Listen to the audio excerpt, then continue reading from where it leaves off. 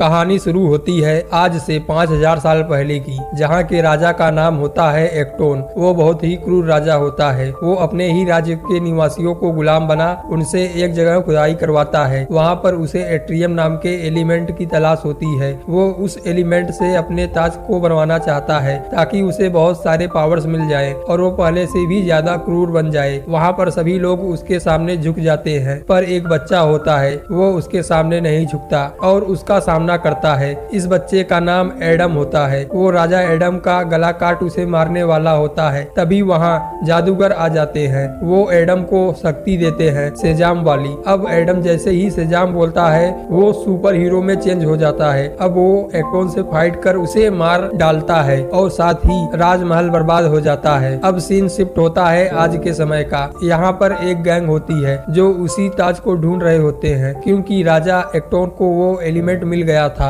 और उसने ताज भी बनवा लिया था। और दूसरे सीन में हम एक आर्कोलॉजिस्ट को देखते हैं जिसका नाम एड्रियाना होता है। वो अपने भाई और दो लोग करीम और इस्माइल के साथ एक जगह पर जाती है उस ताज के बारे में पता करने के लिए। लेकिन वहाँ पर इस्माइल जो होता है वो पहले वाले गैंग का लीडर होता है। वो एड्रियाना के साथ इसलिए रहता था ताकि वो उस ताज का पता लगा सके। वो अपने गैंग के लोगों को वहाँ बुला लेता है। अब एड्रियाना जैसे ही वो ताज लेती है वैसे ही इस्माइल अपने साथियों को अंदर बुला उनसे वो ताज छीनने को कहता है। तभी एड्रियाना सेजाम शब्द को पढ़ती है। वैसे ही तुरंत एडम जिंदा हो जाता है। वो उन सभी को मार एड्रियाना को बचाता है और उन्हें बाहर ले जाता है। लेकिन तभी उस गैंग के और मेंबर आ जाते हैं। वो एडम पर एड्रियम वेपन का यूज करते हैं जिससे एडम वही गिरकर बेहोश हो जाता है। लेकिन तब तक एडम उन सभी को मार डालता है और इस्माइल वहाँ से भाग जाता है। अब एड्रियाना एडम को अपने घर ले जाती है। अब अगले सीन में हम अमांडा को देखते हैं। वो वीडियो कॉल कर के हॉकमैन से कहती है कि एडम को पकड़ना होगा क्योंकि वो बहुत ज्यादा पावरफुल है, साथ ही बहुत गुस्से में है। इससे उसे सही गलत पता नहीं है। अब हॉकमैन एडम को पकड़ने अपने अन्य साथियों के साथ वहां जाता है। दूसरी तरफ एड्रियाना के घर पर एडम मिलता है एड्रियाना के बेटे से। लेकिन तभी वहां उस गैंग के मेंबर आ जाते हैं और वो एड्रियाना के बेटे पर अटैक करते हैं। एड्रियाना और उसका बेटा दोनों खतरे में होते हैं। अब एडम उन्हें बचाने जाता है। वो उस गैंग के आदमियों को मारने लगता है। तभी वहाँ हॉकमैन अपने साथियों के साथ वहाँ आ जाता है। उन्हें फर्क नहीं पड़ता कि एडम सही है या गलत, वो बस उसे पकड़ने आए थे। अब वो लोग एडम से फाइट करने लगते हैं और एडम की पावर उनसे ज्यादा होने के नाते वो लोग उसे रोक नहीं पाते। तभी हॉकमैन के साथी डॉक्टर फैट एड्रियाना से कहते हैं कि एडम का सच जो तुम जानती हो वो पूरा सच नहीं है। उसी की वजह से उसका पूरा राज्य बर्बाद हुआ था। अब एड्रियाना दोनों में समझौता करवाने के लिए उन्हें एडम से मिलवाती है, पर वहाँ बात नहीं बनती और सब आपस में फाइट करने लगते हैं।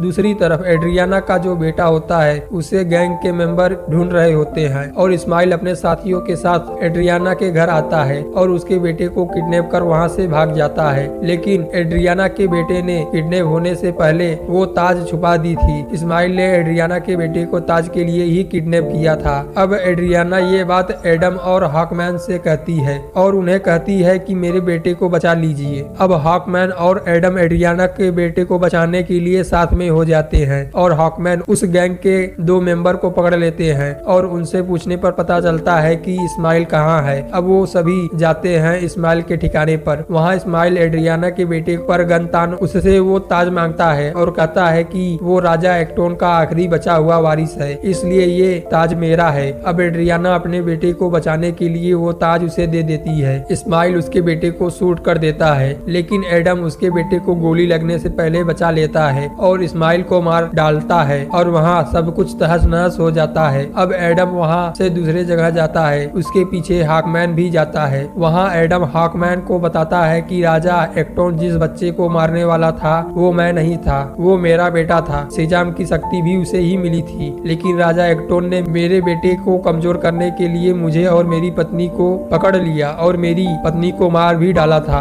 लेकिन मेरे बेटे ने मुझे बचाने के लिए अपनी सारी शक्ति मुझे दे दी। फिर मैं राजा एक्टोन को मार डालता हूँ, लेकिन तब तक मेरा बेटा भी मारा जाता है, साथ ही मेरे सारे लोग भी मारे जाते हैं। अब वो एक साधारण इंसान बनना चाहता है। अब उसे समुद्र के अंदर बने एक मशीन के अंदर बंद कर दिया जाता है एक साधारण इंसान बनने के लिए। लेकिन उसके सामने कोई सेजाम शब्द कहेगा तो वो फिर अपनी शक्ति पा लेगा। दूसरे सीन में हम एड्रियाना को देखते हैं। वो ताज पर लिखे शब्द को पढ़ती है और उसे पता चलता है कि इस्माइल जानबूझकर एडम के हाथों मरना चाहता था। उसने मरते समय वो ताज अपने सिर पर रख ली थी ताकि वो सेवैक बनकर वापस आए, और होता भी ऐसा ही है। वो फिर सेवैक बनकर वापस आता है। इधर डॉक्टर फैट को इसका अंदाजा हो जाता है। वो भविष्य देख सकते थे। उसमें उन्हें दिखता है कि सेवैक हॉकमैन को मार डालेगा। अब डॉक्टर फैट हॉकमैन और उनके साथी सेवैक से लड़ने जाते हैं, लेकिन डॉक्टर फैट हॉकमैन को बचाने के लिए एक अदृश्य दीवार बना लेते हैं, जिससे हॉकमैन और उनके साथी बाहर ही रहते हैं। और डॉक्टर फैट हॉकमैन से कहते हैं कि तुम्हें बचाने के लिए मैं अपनी जिंदगी खत्म करने जा रहा हूँ। मैंने अपनी जिंदगी जी ली है। हॉकमैन उन्हें रोकने की कोशिश करते हैं, पर वो नहीं रुकते और वो सेवैक के पास जाते हैं उससे लड़ने। यहाँ पर सेवैक से बहुत फाइट करने के बाद जब उन्हें लगता है कि वो सेवैक से नहीं जीत पाएंगे, तब वो एडम से मदद मांगते हैं और उससे कहते हैं कि पूरी दुनिया को बचाने के लिए सेवैक का मरना जरूरी है। फिर एडम मशीन तोड़ उसमें से बाहर निकलता है, लेकिन सेवैक डॉक्टर फैट को मार देता है, जिससे डॉक्टर फैट द्वारा बनाया हुआ